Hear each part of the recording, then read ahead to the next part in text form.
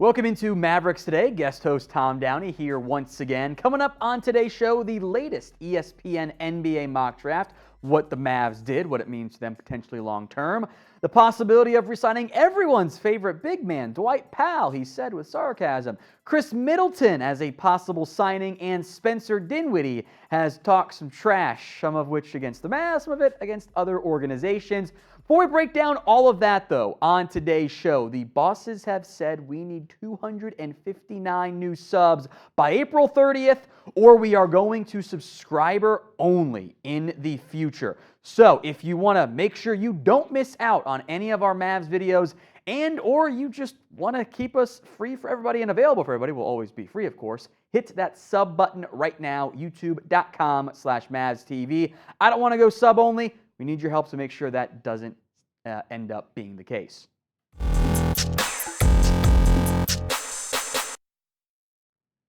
Let's begin with the latest ESPN NBA mock draft, since the playing games aren't technically over quite yet.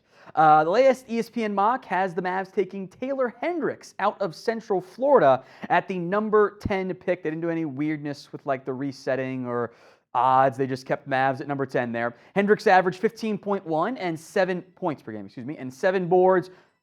Offers some decent shot blocking, almost 2 blocks per game, and did shoot 39.4% from deep.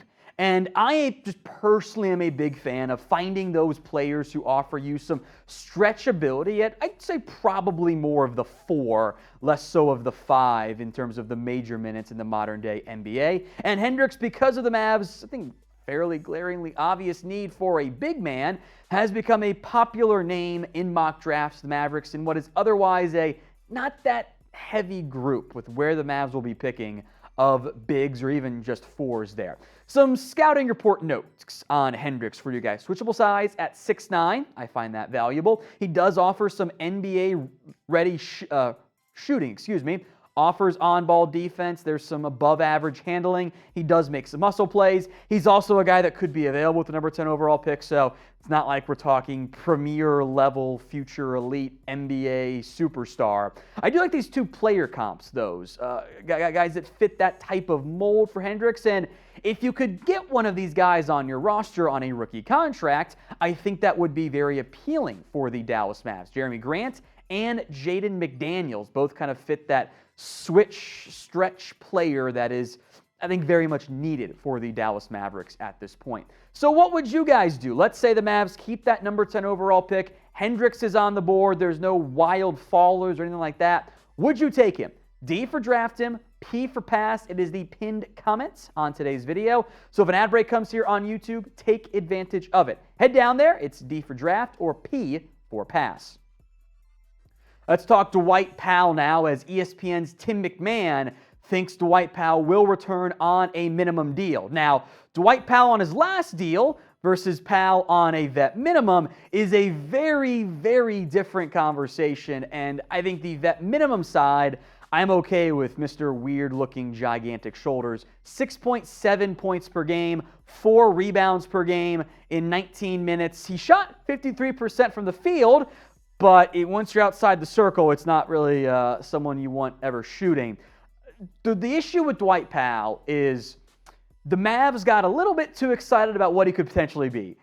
He's not a starter. I think vet minimum is a much better deal for him, and like being a backup big who isn't playing 20 minutes a game. Like the idea of him becoming the starter that I know some were very excited about did not pan out in any capacity. He cannot be the Mavs starting center next year because that is the definition of insanity. Do the same thing over and over again and thinking it'll be different this time, right? The JaVale McGee signing, by the way, was a pretty significant failure as well.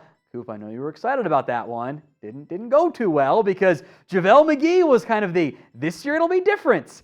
The Mavs are once again in the market for a center, which again, We've done this game, it feels like, for every many of the year, right? And weird fun fact for you, Dwight Powell was actually the longest tenured Mav on the roster, 2014, which also sounds wrong somehow, but is in the end correct. Maxey, Luka, Tim Hardaway, because NBA rosters overhaul pretty significantly pretty much each off season. So assuming it's the vet minimum cost and we're not paying him, bigger money, do you want the Mavs to re-sign Dwight Powell? Sound off for me in the comment section. Why for yes, you want to bring back Powell on the cheap, and for no, you just want to move on altogether. Let us know in the comment section. Kyrie Irving jerseys are available for the Dallas Mavericks. Chatsports.com/Kyrie. Certainly sounds like there is a very good chance Irving returns to the Dallas Mavericks. So get yours today. Chatsports.com/Kyrie. Link for that, by the way, will be in both the comment section and the description of today's video. Let's talk Khris Middleton, something that producer Coop is desperately trying to speak into existence.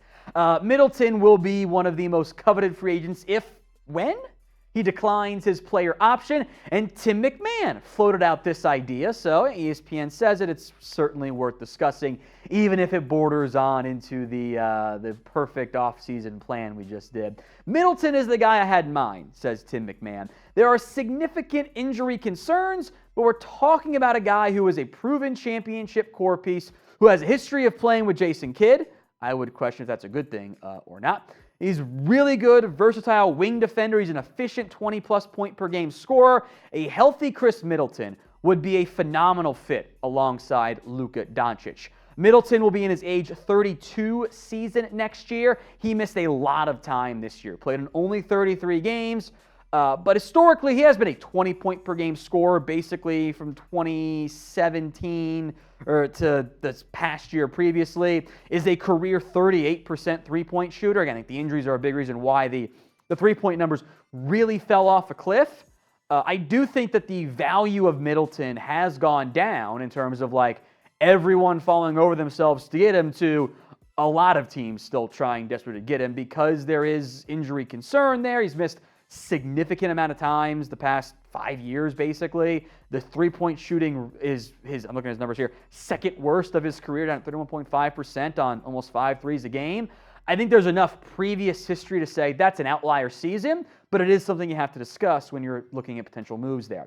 The other issue here is only works if Kyrie Irving leaves in free agency. You renounce Irving, you renounce Christian Wood as well, you then have the salary cap space to make it work. You could try something out like this when it comes to the roster, praying to God you also find a different center because it's Dwight Powell there. And I know Coop and many of you want Reggie Bullock out of that lineup. Put Hardy in, you cowards. Get a new center. Middleton, Hendricks, Luka. I guess maybe your big concern here is, man, we're changing that roster a lot each and every single year. There's a lot of turnover, and it hasn't quite put together the pieces the way that you would like it to be put together so far when you have a premier talent in Luka. So do you want Khris Middleton in Dallas? 1 for yes, 0 for no. Go ahead and sound off for me in the comments section. Right now, 1 for yes, 0 for no. Spencer Dinwiddie also got petty against the Dallas Mavericks as he made fun of the Mavs missing the postseason. That's fine, Spencer. By the way, shout out to Kyle Kuzma. Imagine getting ethered by a dude in an oversized pink sweater. That's what happened to Spencer Dinwiddie. Here's what he had to say on the Mavs. I ain't going to lie, there's a certain level of happiness from the pettier side of my psyche. First off, who uses the word psyche in everyday conversation? People who invest heavily in crypto, I bet. They're my friends, though, so I don't want to see it go down like that on the other side. Theo, Bullock, Luka, all those guys, JaVale. Overall, I wanted them to do well, but there is a piece that, I ain't going to lie, a little bit happy. Now, I have no ill will here to Spencer Dinwiddie, but if he gets to take shots, then I get to take shots too about Shinwiddie Island. Well, an all-time burn from Kyle Kuzma, by the way. This is the danger when you're an NBA player, by the way, and you have your own platform and you choose to talk negatively about different teams. And certainly the Mavs conversation was not remotely similar to the Wizards one. That was much more negative. It's fine. It's not like Spencer Dinwiddie's a superstar player for the Mavs. It's not like it's a Brunson loss in the end. So it's fine. We can all have fun with it in the end. And remember to make sure you guys are subscribed, youtube.com/MavsTV. Free videos when you guys subscribe, and maybe only if you guys subscribe moving forward.